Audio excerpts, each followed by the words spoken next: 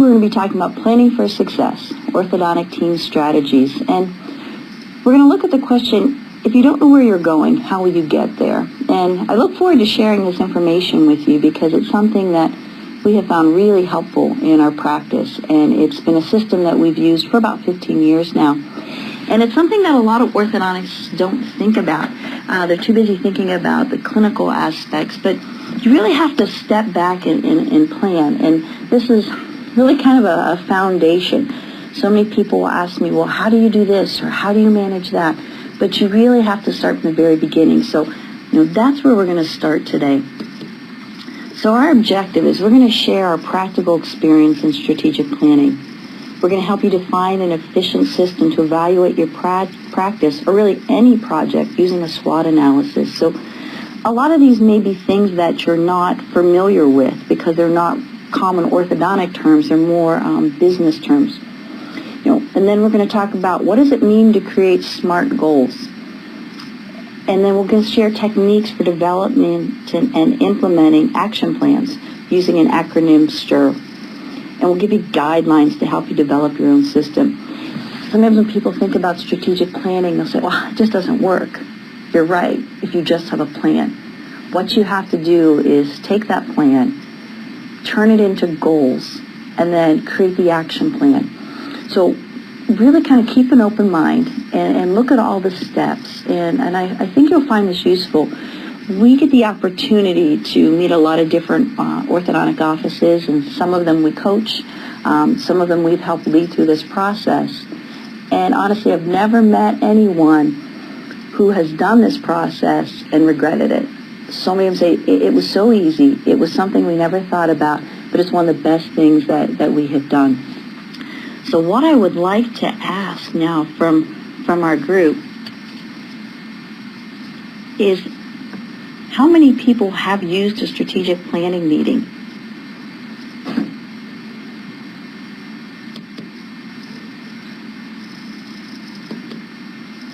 Oh, I'm sorry. It's not allowing me to conduct the poll. Well, we're going to keep going because I don't want to waste our time. So, sorry about that. What is a strategic planning meeting? It is creating the roadmap to where you want to go. It enables you to create the process to get there. Kind of for me, a simple analogy, it's like Christmas shopping. Have you ever Christmas shopped without a list? You waste a lot of time, you spend a lot of money, and what you know, Christmas morning you still have forgotten somebody. So you can think of it as in very simple terms, and we'll help you create that roadmap. Strategic planning in orthodontics, it's a process that directs the future of your practice. Sometimes I'll meet orthodontists who've been at it for a long time, and they have a hard time directing the future because they never really thought about it. It's going to bring action to the vision and mission of a practice, but it's going to create an environment of ongoing improvement, and that's really how we grow our practices and how we keep from getting stale or stagnant. So it's going to direct the present, and what we do in the present that will direct the future.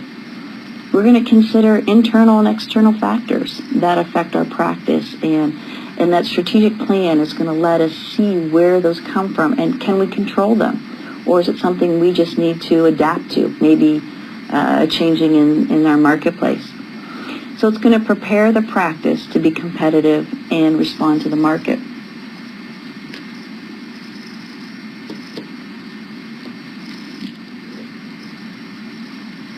Now, there's no one process that works for everyone. So I'm going to share a process that we use, and I hope you find ideas in ways that you can implement or maybe modify it. But keep in mind that strategic planning is continuous. It's an ongoing work in progress. You have to continually monitor it, and it has to be able to be modified. You just can't plan it and then expect that it's going to happen. You really have to pay attention and continually work on that. But honestly, it can be challenging at first, particularly if you've never tried it before, if you've never tried it in a group, because every group has a different group dynamics. But it's going to be rewarding, so it's worth it. A friend of mine, before he was going through his strategic planning, I said, be prepared. There will be people, there will be laughter, and there will be tears, But in the end, it'll all be good. But you have to be willing to accept that. And, quite honestly, I think for us, strategic planning creates excitement. And it creates an atmosphere in our office that's inclusive, because everybody knows where we're going. There's no mystery in what's going to happen in the practice. It eliminates that uncertainty, but it also enables them to know how can they contribute and what their role is going to be in the practice. Now, who should participate in strategic planning? Well, obviously, the doctor should be the owner. And I apologize now, when we're talking about these management type issues, we have to think of business as a business owner, or we're leading an organization. We're not going to think like orthodontists. That's a completely different set of mindset that I have to use.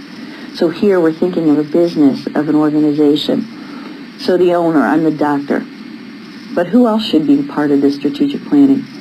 Primary stakeholders. And that's a term maybe we're not familiar with, but the internal primary stakeholders. Those are the employees of the practice. Any associate doctors, office manager, clinical staff, and administrative staff. And that's where sometimes people struggle, because maybe the doctor does all the planning and then can't figure out why there isn't buy-in. So consider inviting to this meeting and collectively gathering information from all the primary stakeholders that are internal. Maybe thinking, what is a stakeholder? Well, a stakeholder is anyone that has a legitimate interest in your practice. And think a little bit beyond just internal. Okay? Internal are the employees. They are anyone that basically, if your practice does well, they do well. They have a job. They get a paycheck. They're the same people that if your practice does poorly and declines, that it's going to affect their job. But you also need to think about the external stakeholders. Who are they? And that's a little bit more reaching. What would an external stakeholder be? Well, anyone who has legitimate interest in your practice. Those are your patients families, your suppliers, your vendors, communities that you work in and practice in, and your own family. If you really think about it, your family is a stakeholder in your practice, because if mom or dad's not doing well in the practice, they might not be going to the college that they want to, or you might not have the resources. So I think when we think about our practice as a business, we have to think, who has an interest in it other than me? It can't be about just me. It has to be those internal, the primary stakeholders, and then all of those external stakeholders. I always think about, okay, my 3M supplier. If my practice grows, they get to sell me more brackets, and that's good for their business, and their business grows. So remember, there's people that have an interest in your success and in your business that are outside of what we normally would consider. So we're going to talk about some of the basics for strategic planning, because no matter, as we continue on this series, we're going to talk about, scheduling and management and organizing our team, but you have to start the very basics. If you don't have this, it gets really hard to continue on. So we think of our major planning takes place in an annual meeting. That's the big plan, but we continually monitoring it weekly, monthly. But set aside some time. Sometimes doctors say, we just don't have time in our schedule. Honestly, you don't have time not to plan. You have to plan. And so pick the same time every year. Sometimes people will want to be ready to go by January 1st, so they'll be planning the end of December. Think about, for us in the U.S., beginning of school, September. You may have days that aren't filled. September is a good time. May is a good time, maybe when you're not as busy before the summer rush. Just pick the same time every year and give yourself a full 12 months to implement that strategic plan. It doesn't have to be January 1st. I always encourage people too, say you're going to do it the first week of September. Do it the same time every year and put it on your calendar so other stuff doesn't get scheduled in there, because it's that important. Now, it has to be mandatory. All those internal stakeholders, anyone who receives a paycheck, staff members, whoever they are, they have to be there. We always say if you're not there, doesn't necessarily mean you'll have a job when we're done, because part of the strategic plan may have been to eliminate you. So you want to make sure that that you're there. Now, you have to give yourself enough time, and that's where people that fail with strategic planning, that's, I think, their biggest issue.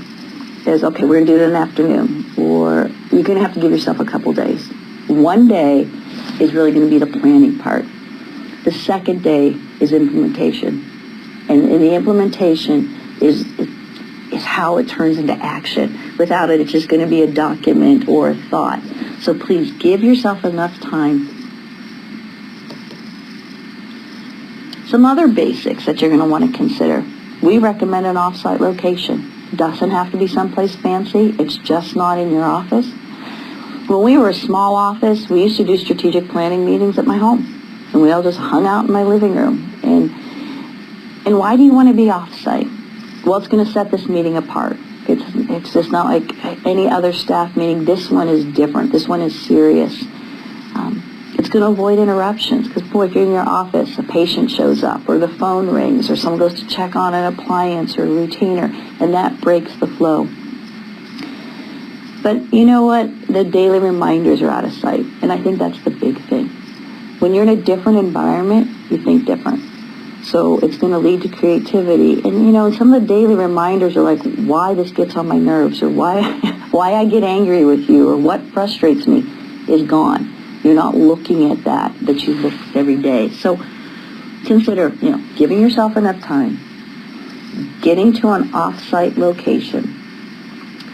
Now, some of the other basics, and I apologize, I think for some reason I'm not a technically savvy person, couldn't get my poll to run. But I wanted to give you basics, because I know there's people here and people we've worked with who've never ever done this and have no idea how to start. So we're going to go step by step. Give yourself time. Get that annual meeting.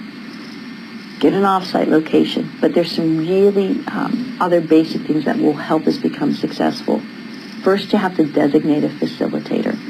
Now, I gained all this knowledge not through any of my dental colleagues, through business associates, different organizations, and I had the privilege of being parts of some big strategic planning meetings that sometimes even took a week. But you got to have a facilitator. And that's the person who's going to direct the meeting. It's kind of like the ringleader at the circus. He's the person who keeps, or she's the person, whoever, keeps everything going. They're going to direct the meeting. They're going to guide the group to the agenda. And they're going to be able to keep the group on topic. Part of their job is to say, okay, that's great, your son won the soccer team, or your kid's team won the soccer game. Okay, now we're back to this. And that's their role. So you can't get angry with them. They're the leader. But they have to be unbiased and fair. They can't say, well, that was a stupid idea, or why would you say that? They have to give everybody a fair voice. And that's something when we facilitate meetings for other people, a good facilitator will pull those out. People who are maybe not saying anything and you haven't heard from the last half hour say, okay, so what do you think, Brenda? What do you think? So that facilitator not only guides, but helps pull people in. And they're also aware of the timing so that we don't get hung up on one topic and keep going over and over it. They will keep it moving. You may choose it may be the doctor. In our initial meetings, I would be the facilitator. Now it's one of my staff members is a facilitator. It can be even someone from the outside.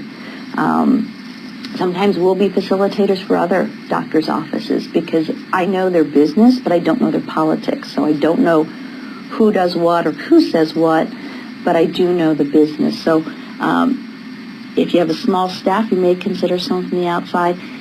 There's even professional consultants that do this, but I think once you look at this outline, I think anyone can do it for themselves. The other person that's going to be part of this team is going to be the scribe. They're the person who's going to stand in front of the group and write out responses. They are going to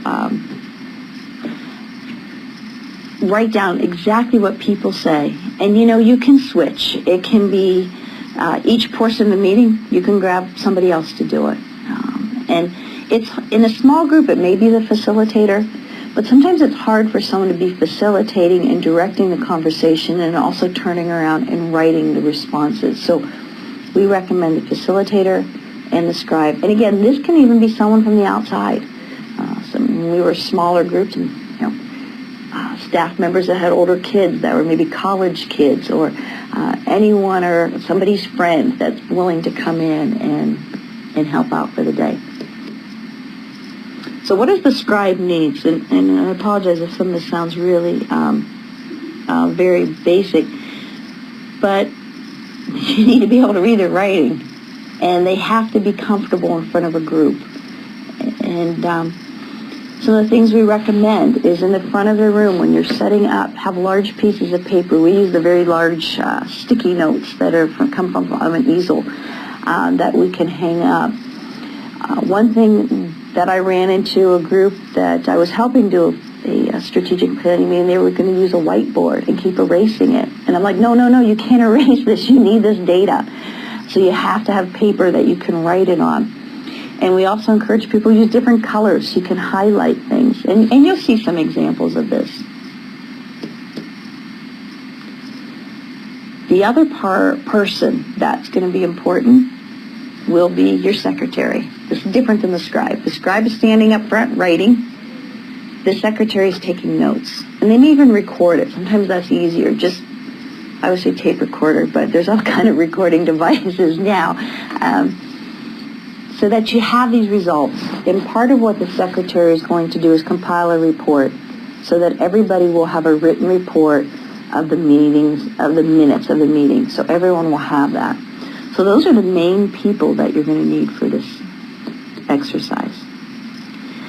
Now, one of the basic tools, maybe you've heard of this, maybe you haven't, it's called a SWOT analysis. And it's a business concept. It's used in large businesses, small, it's a different organization, but it involves specifying the objective of a project or business, identifying the internal and external factors that are favorable or unfavorable to achieving that objective. Now, this isn't new. This was created by a man, Albert Humphrey, in the 60s and the 70s. And he was an American business and management consultant who specialized in organizational management and cultural change. He was educated at the University of Illinois in chemical engineering and had a master's from MIT in chemical engineering, but then went on and got an MBA at Harvard. And he devised this technique while working at a Stanford Research Institute in the 60s and the 70s, using data from Fortune 500 companies. So this has been around a long time. And the nice thing about SWOT, and we were talking about this earlier, is you can use it for your practice, you can use it for goals, you can use it to analyze any objective. This is something teach your kids. And your kids it can help them make so many decisions. And I use it personally myself. So it's a very valuable tool. But it's going to be important because the information gained is going to help us choose what our goals are. And it's going to help you determine, are these goals reasonable? Are they obtainable? So let's think about a SWOT analysis. And sometimes often we'll see a SWOT grid. And part of what you're looking at here is S stands for strength, W is for weakness, O is for opportunity, and T is for threats. Now, they can come from an internal or external origin. And what you'll notice is that they can be helpful because they're going to help you achieve the objective, or they can be harmful. If you're looking at weaknesses, they often are harmful. They can come from the external or internal origin. Threats are harmful, and they can be internal and external. So this matrix is going to be very helpful as we proceed. Now, step one. Again, some of these things sound really maybe silly or simple, but they're all very important. One, we want to sit in a U shape. I don't sit classroom style because people can hide. This way you want people facing each other, either like in a U or in a circle, so we are having a conversation. We are having a group conversation. The first step is the facilitator is just going to review the agenda. Now, this is another step that maybe you'll think this is really silly, but you're going to randomly let everyone sit down, and then you're going to divide up into groups. And how you're going to do that? Just come by counting off. And we don't like to do 1, 2, 3, 4, because subconsciously, if I'm a 1, that means I'm probably better than a 4, because I was picked as being a 1. So we simply use colors, red, green, yellow, orange, blue, whatever. And why is it important to be in random groups? Well, people always tend to stay with the same people. Notice that. You just sit by people you're comfortable with. You tend to sit by people who think like you, maybe do a similar job to you. But that's not what we need here. We need creative thinking. We need people that do dissimilar jobs to open up those lines of communication and creative thinking. It also decreases the socializing too, the conversation that doesn't have anything to do with the meeting. It'll get rid of cliques too. You may find that certain people who think alike always sit together and then intimidate other people. The randomness, you have no idea who's going to be your partner. So we've got the place, we've got the people who are going to run the meeting, and we've got the facility.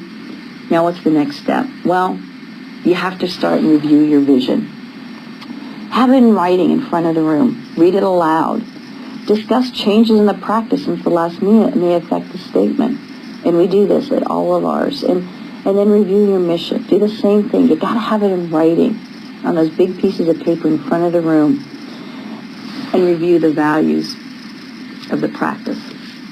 So what's the vision? And we touched on this last time too in our strategic philanthropy session. It outlines what the practice wants to be or how it wants to operate in the world.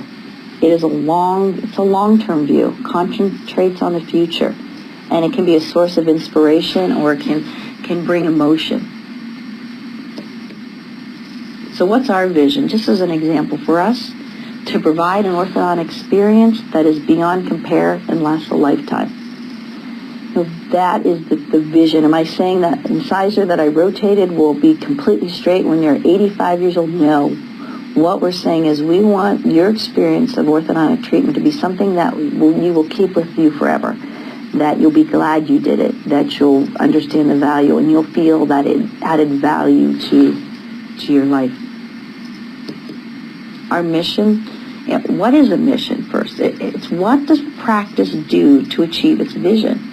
And sometimes there's really complicated explanations of this. But to me, vision is what do you want to be? And the vision is, if that is your vision, the mission is if that is your vision, what do you have to do to get there? So our mission is provide a creative, friendly, state-of-the-art facility focusing on customer service while utilizing effective orthodontic treatment performed by skilled professionals. So what are the 4 items we're hitting there? 1, our facility. 2, our quality of service. 3, our treatment. And 4, the staff and doctor. And we've tied those together as our mission. And one of the last basics you need to have in place to be able to do this are talk about your values.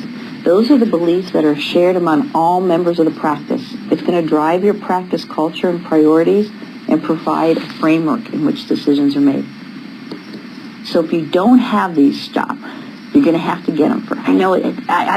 For years I thought, that's stupid, that's silly, I don't need that. But seriously, you really do. So if you don't have them, you got to get them. How do you do it? Start with the vision, and it's so simple. Every team member has to answer the question, what do we want to be as an orthodontic practice? How do we want the world to see us? Give people 5 minutes. 5 minutes for their quick reaction. What do we want to be? Now this, what I like to refer to as gathering the collective wisdom, is how you gain information. And we're going to do this over and over again, so I want to describe it. First, the facilitator will ask each person for their answer, and then the scribes can write them on the paper in the front of the room. After all all the answers are given, everyone has to give an answer, look for common words and circle them. And you'll be surprised. There'll be certain words that show up multiple times. And those are the words that you're going to collectively tie together, and that's going to give you your vision. And it's not going to take you long to do this. Do the same thing with mission. You're going to answer this question. If this is our agreed upon vision, this is what we think our vision is, how do we get there? And give them again, 5-minute time limit, and gather that collective wisdom. So now you've got that vision and you've got that mission. Now we can get started on SWAT. Break up into those random groups. We'll go into different corners of the room, spread out. And the thing that the facilitator needs to make sure people understand, you have to answer these questions very specifically in detail. You can't use words like they always do or always. You have to be very specific. And every one of these exercises, you're going to give yourself a time limit.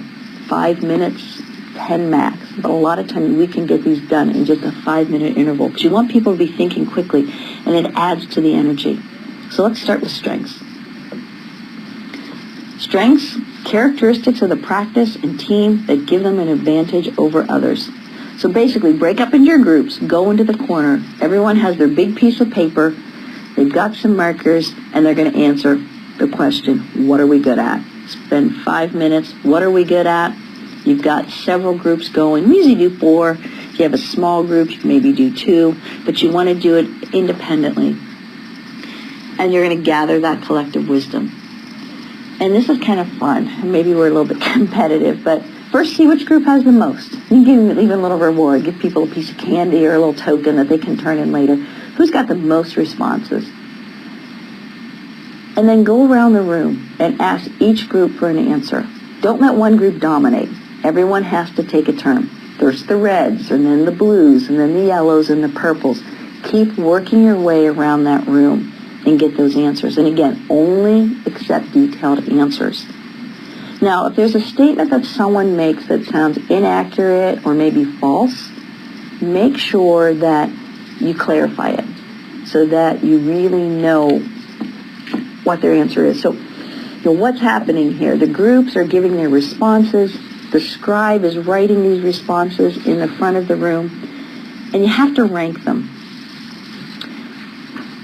Say the red group gives a response. What are we good at? Well, we keep on schedule. That's seeing patients within 5 minutes of their appointment time. Ask the other groups, did anybody else say that? Or something very similar. And say if every group said, yep, we all said that, that response will get a 4. If it's a response and none of the other groups said it, that will get a 1. Because we want to weigh these. We want to know which are we're going to be able to rank them. And then once all those answers are given, you can rank them, according to, which one's got a 4, which one's got a 3, who got a 2, what about a 1? And then you can look at them and think, okay, are they external or are they internal origin? Those strengths that we have. And now you're at strength, and always start with strengths. Congratulate yourself. Wow, look what you do good. This is where you really need to pat yourself on the back and celebrate. Now, we're going to move from strengths, we're going to move on to weakness. Oh, yeah, I forgot, I gave you a little sample here. Here's just a sample from some of our 2014, all of our strengths. You can see we're just writing that list, and you can see the rankings that we had beside them. Oh, and one important thing, make sure you date these papers. Why? We've got some sitting in our back room that we're not exactly sure what year they came from. And you're going to keep them. It's going to be an archive, and it's fun to look back and see what did we think 10 years ago. Some of the things that are weaknesses keep showing up over and over again, and they've been there. So date that so you can keep it. Now we're still on that step 3. We're going to go for weaknesses now. Break into those random groups. You see how we're doing this over and over again. For a weakness, simply answer the question, what do we need to improve upon? The weakness is a characteristic that places the team or practice at a disadvantage to others. So basically, what do we need to do better? The random groups, the facilitator brings everybody back in at the 5 minutes. We're gathering those responses. The scribe is writing them on the paper. Remember, score them. 1, 2, 3, 4. And this allows to be weighted. Now, there's something that's going to be a little bit different about the weaknesses. What I encourage people to do, when you have that big paper of strengths, leave them all there. When you get to weaknesses, pick the top 5. You can't fix everything at once. If you leave them all there, it can be overwhelming, it can be demoralizing, and you're not going to get as much accomplished. So take it down, write the top 5 weaknesses, and then post those. So here were our weaknesses, and you can see then we converted into top 5 weaknesses, and we were ranking those. Keeping with our patient managers, integrating new technology, protocol for clarity advanced brackets, balance, responsibility, communication. Okay, that's been on air. That's been on like on 15 of them because it's an ongoing struggle. Now let's go on to opportunity. Same process, so I'm not going to keep repeating it because I think you're seeing how we're doing this. Opportunity. How can we improve? What do we need to do to improve? How can we do it? You're going to be surprised all the wisdom that your group has. And, if you get everybody involved, it becomes exciting. Everyone becomes part of the success and part of the problem solving. Like strengths, opportunities keep the whole list because you don't want to eliminate anything that you could use to help you. Really, the weakness is the only time that we really want to hone down to that top 5. Or you can pick any number. We just like that number 5. Now we're going to go to threats. Threats are the elements in the practice team, internal or external, that need to be overcome. So, what challenges our progress? What could keep us from doing what needs to be done? You break into your groups, you come on back, and you do your collective wisdom. So you can see how quick you can go through a SWOT analysis. And I encourage people the first time you do this, do your entire practice. But you can also use this for a project maybe you're going to work on. But for this time, we're going to go with that whole practice. And the next step, and there's 10 steps to this process. So step 4 is determine the critical success factor. And that is the one thing that is required for success. It can be something simple like people just aren't bought into the practice. They don't have a committed to a critical success factor. Maybe we need people who really want to do this, or maybe we need more resources. We need to make a cash investment. There's got to be one thing that it has to happen for everything else to then follow through, and it has to be given special and continual attention. We're already on step 5. This is going to be the important part. Excuse me. Review your work. Now you've got all those papers sitting there. Just sit back and look at it first. What are the strengths, weaknesses, the opportunities, and the threats? And you're going to start to see some patterns here. So we're just going to do a sample so you can kind of understand what we're looking at here. All right, so what are some of the strengths of a practice? Great location, well-maintained building, staff with experience, team that loves to serve people, doctor who is skilled and personable, doctor and team stay current with trends in contemporary orthodontics, and the team attends continuing education. So what maybe could the weaknesses be? Decline in new patients in the last year, a low conversion rate, lack of communication between team members, front and the back are not a united team, and confusion in procedures and new procedures with team members. Notice we cut those down to 5. These are what the 5 things in our sample that we felt were the most pressing. So what are some of our opportunities? Well, we have a great reputation in the community. There's a willingness to change by the doctor and team. Now, those decrease in patients that we're seeing, some people just fret, but it's an opportunity. So you can see sometimes a weakness can also be an opportunity. That weakness is, boy, we started less people last year. But what's the opportunity? You have fewer patients to see. You have more time. So now it's made time available for these things that need to be done. You have a team that's willing to pitch in and do what's needed to be done.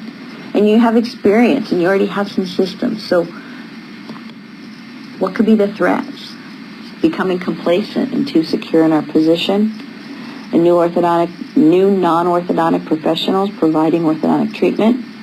Economy in an area with maybe high unemployment. Cost of living.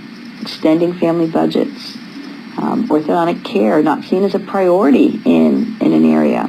And that complacency in practice. So I wanted to give us some examples so we can proceed with the really, really important part.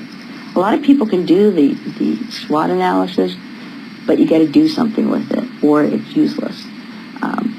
The next part is you're going to take your SWOT analysis and you're going to turn it into SMART goals. It's in incorporating those findings into the clearly stated goals. Without this process, SWOT is useless. But this part is so often overlooked. Again, sometimes people run out of time. Give yourself time. And so for that sample SWOT, let's just say that one of our goals we're going to work on is we're going to focus on new patients and low conversion rate. And we're going to define it. That's not a goal right there. Focus on new patients and low conversion rate. You have to really define, what does that mean? So SMART goals, again, nothing that I made up. It was a concept developed by Ken Blanchard and Spencer Johnson in 1965. And what does SMART goals stand for? S, specific. How, when, and where. Has to be measurable. Assignable. That means who's going to take care of it, and that there are people who are willing to accept the responsibility and who are able or who are trained to accept that responsibility. You also have to be realistic. Is it obtainable? And the SWOT will let you see that. Is it a goal? Is it something that, based on the opportunities we have, or maybe the threats that we have, and our strengths, is it obtainable? And time-based. Your goals have to be time-based. You have to know when you're going to start, when you're going to measure it, and when you want to complete the goal. So again, back to that sample SWOT we had. We were just thinking, okay, we're going to focus on new patients and low conversion rate. What would a SMART goal be like for that? The way you may want to define it is you want to increase new patients who are qualified by 10%, and patients starting treatment from 100 to 110 in the quarter July through September as compared to the previous years. So you can see we're being very specific. It's measurable. What are the numbers? Is it assignable? Yes, it is. There's going to be a lot of people when we take this SMART goal and put it into an action plan that are going to be responsible for this goal. Is it realistic? Do you want to say, I want to increase it by 200% in the next 30 days? That's probably unrealistic. And, the problem is some people will talk about stretch goals, which are, raising the bar higher and let's push ourselves. But sometimes if you stretch that goal too far and it's completely unrealistic, all it is demoralizing, because you're never, ever going to get there. So make sure they're realistic. And again, this goal will fall into that time-based. When is it going to happen?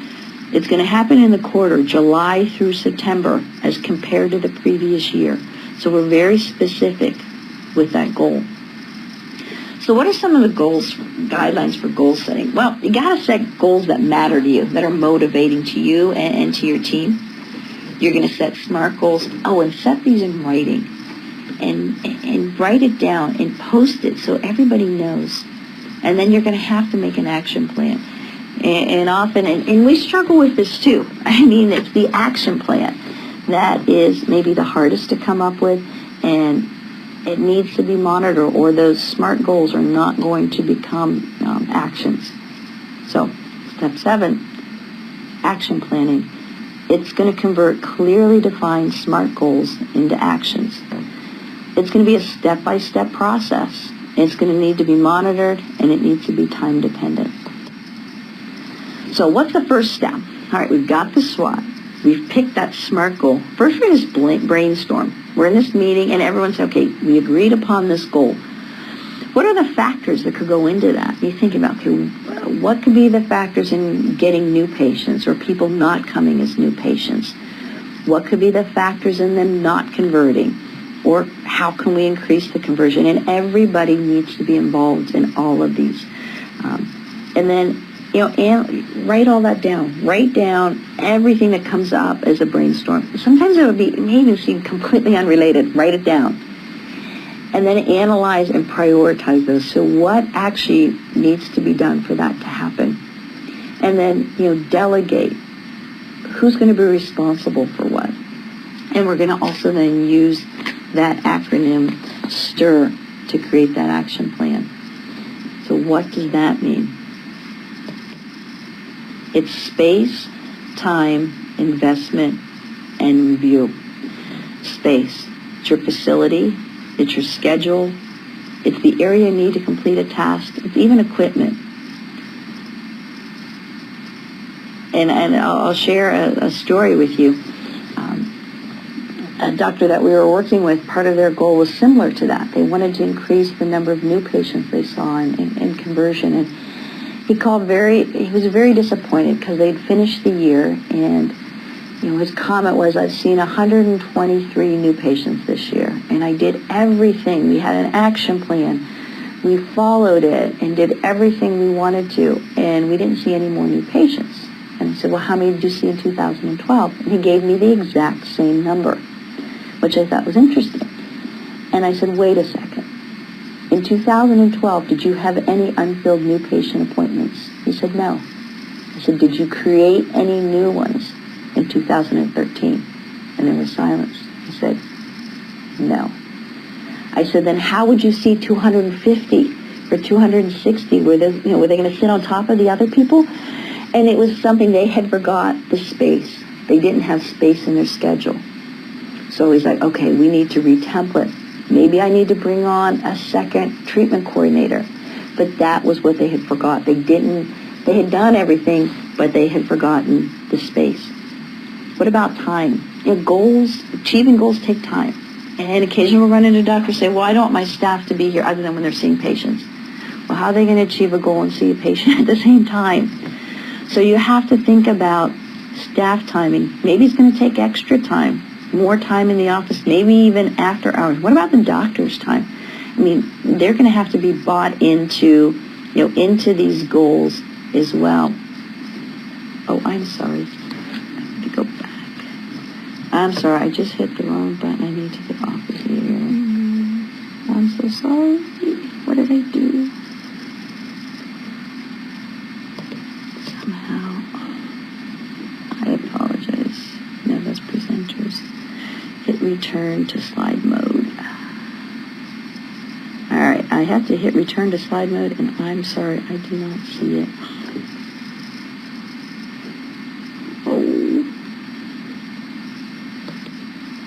I'm so sorry. Oh, X right there. Oh, luckily that's someone here helping me. Okay. I'm so sorry about that. Okay. Hit the wrong button there. All right, and I didn't mean to. So anyhow, so we're back to thinking about the time, and the time for the completion of the goal too. Time to do it, time to start it, time to complete it. What about the investment you're going to have to make? Maybe it's simply money. You need new equipment, or you need money to pay those extra salaries. Maybe you don't have the education or your staff. What about materials, supplies, your facility? Think of the investment, and is it something you're willing? If you're not willing to make the investment, maybe you have to revisit that goal. Go back to your SWOT. Maybe pick a different goal, and you have to review it. Does it make sense? Are all areas covered? Have the doctor look at it, staff look at it, even an outside reviewer. A quick example I'll give you, we realized that one of our problems, and we were running out of appointment availability in our schedule, and we needed to find times. So we went back, and as we did our SWOT analysis, we realized that we had the most commonly missed appointment was a retainer check. So maybe it's only 5 or 10 minutes, But if those go as no-shows or canceled, we were losing that time. So we thought, well, we will do them all at the same time, either in the morning or first thing in the morning, first thing in the afternoon, twice a month, because people wanted those appointments. But we also did an analysis and realized 25% of those appointments are broken. So now you can overbook it by at least 25%, and we can become very efficient. And we thought, wow, this is going to be great. We reviewed it. Was there an investment? Yeah. We realized we didn't have enough bird beak pliers to adjust everybody's retainers. We needed more mirrors, so there was some investment in that. Did the first time, what did we forget? Our facility. We didn't have enough parking places for people. So people were just driving around the building because we had forgotten the facility part.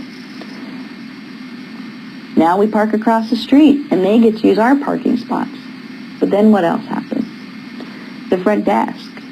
That was another facility, and that was another systems issue because we didn't have enough people to make appointments. Because here we can adjust your retainer quicker than your mom or dad can decide when they want to come back in 6 months. So then we had to increase the number of scheduling stations. So constantly, even action plans are, they're fluid. They have to be monitored. And if it doesn't work, don't give up. You have to keep tweaking it. I kind of smile because there was nothing like watching people circle your building and kids just kind of jumping out of cars. So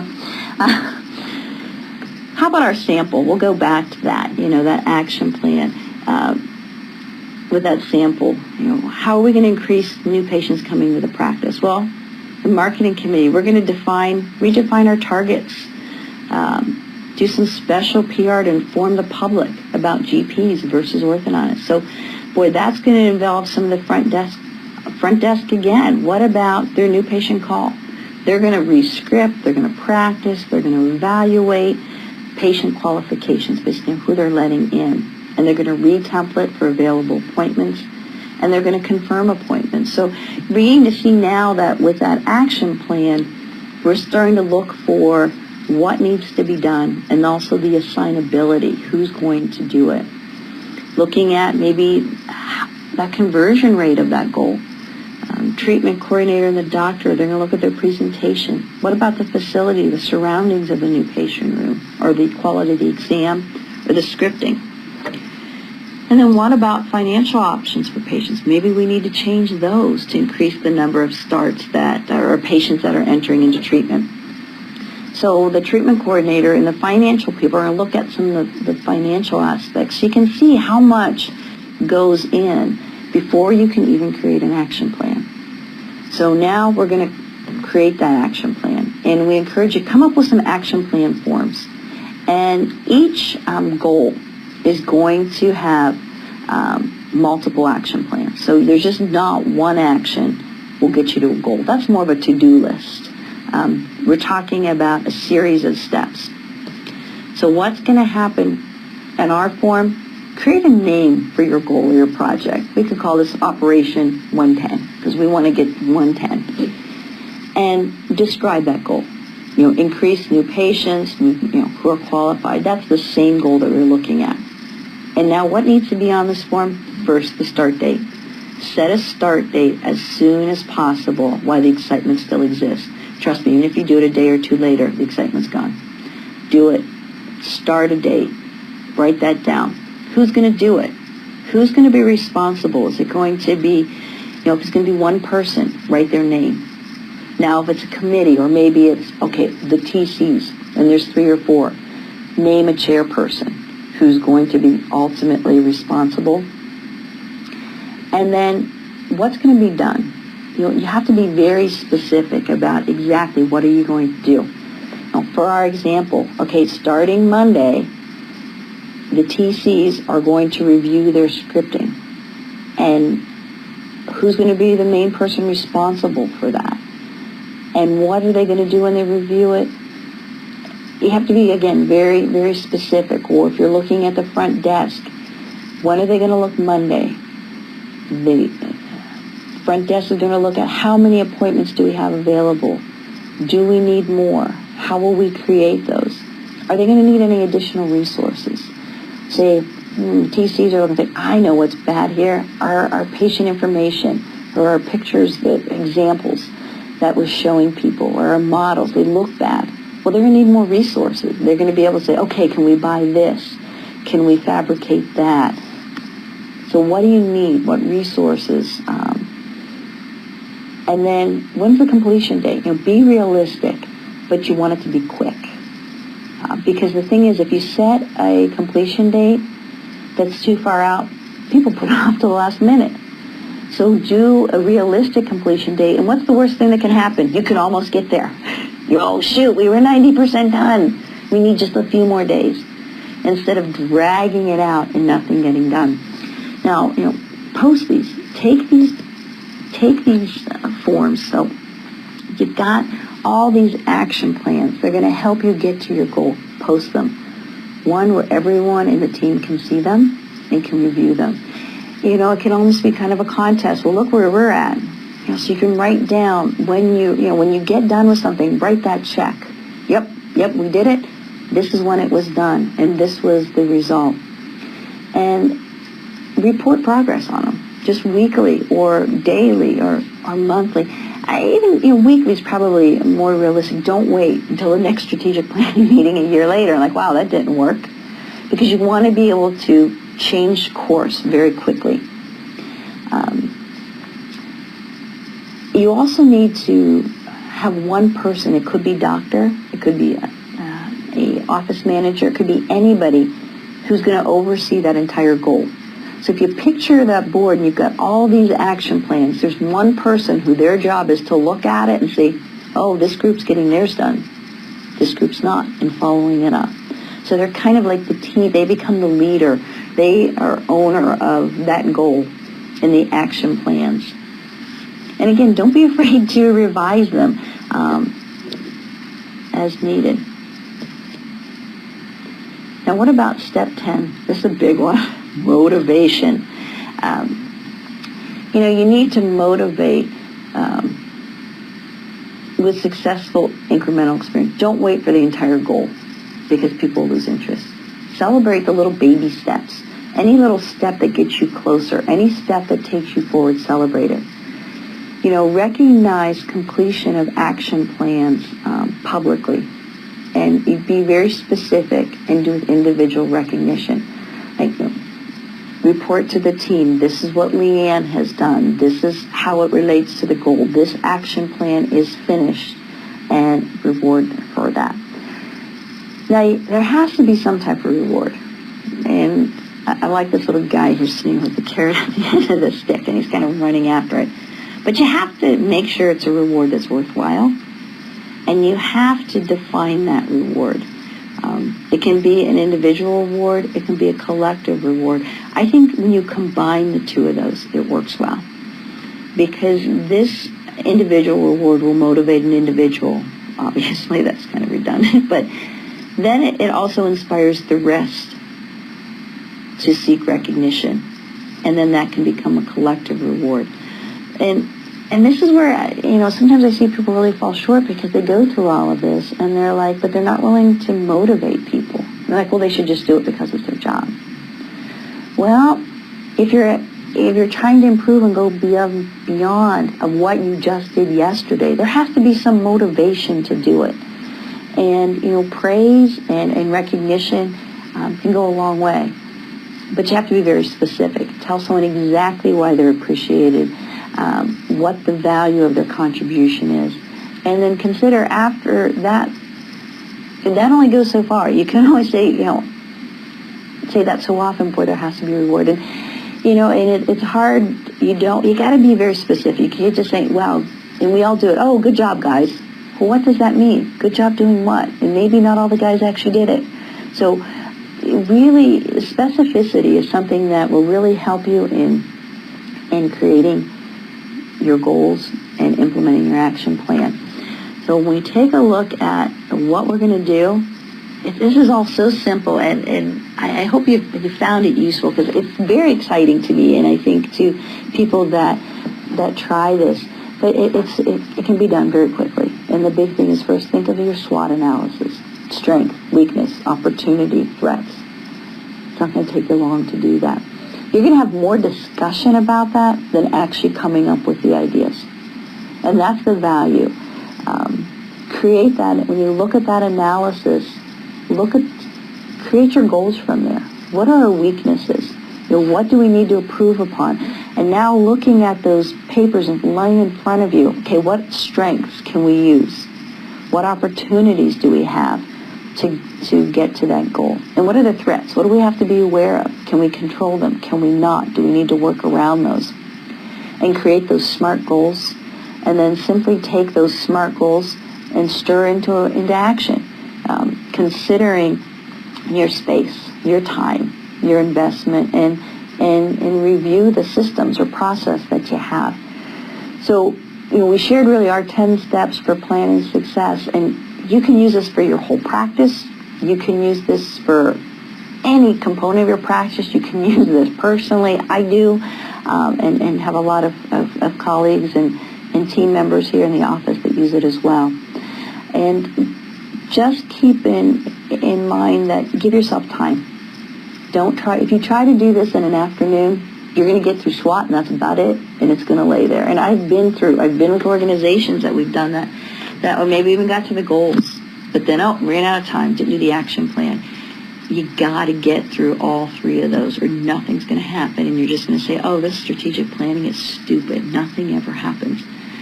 If you try to go backwards, people say, they're just going to start doing stuff. That doesn't work either, because you don't know where you're going. Remember that first question? If you don't know where you're going, how are you going to get there? So I encourage everyone to try it and write some parameters. Before you start this, kind of a snapshot of your practice, where you're at, and keep that. Even you can keep that privately, doctors, or have each staff member keep it their own thoughts on the practice, and then compare that a year after your first strategic planning meeting and think, wow, where have we come from? Is that snapshot, maybe it's statistics or job satisfaction or overall stress, has that changed since we've used this process, and has it been helpful for us?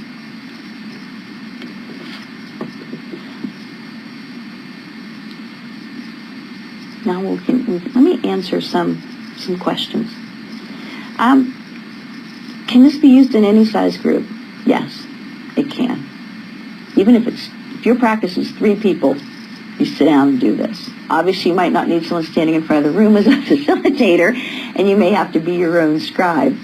But it can be used for small, it can be in large group. But I encourage, get everybody there that is a stakeholder, an internal stakeholder. Obviously, you're not going to invite external stakeholders. But it can be done with any size group. And if you have some questions about some of your goals, maybe look at how they affect your external stakeholders. Say if you come up with a goal and one of it it's going to require some increase in your treatment fees or changes in your hours or facilities, think, how is that going to affect those external stakeholders, my patients, maybe their parents and families. So any size group can do this, but it has to be done. This is the main planning. You're going to review this and every 6 months and even revamp it if you need to. When we talk I don't say why we talk. I get to talk and you get to listen. I'm sorry. But in the next series, too, we're talking about planning for growth. And with some of that's going to come even further planning based on some of the SWOT analysis information. But how are you going to grow your practice? It's just not new patients. It's how you incorporate growth as an idea into your practice from a scheduling standpoint and from an organizational standpoint, because a lot of it is going to require staff organization and how do we divide who's going to do what. But if you haven't done this type of analysis and this type of strategic planning, the next part gets really tricky because not everybody knows where they're going. Not everybody feels part of an organization. And I think part of the power of this process is everybody is a part of it. There's a collective wisdom, there's a collective agreement, and there's a collective buy-in. Does everyone buy in? Not all the time. Does that mean they're at the next strategic planning meeting? They might not be a part of the office. They may realize that when they're part of this planning session, that this isn't something they want to be a part of. And that's good to know too, because then you can move forward. So, well, I appreciate you spending time with me, and I hope you found it useful, and I look forward to having you again. And thank you.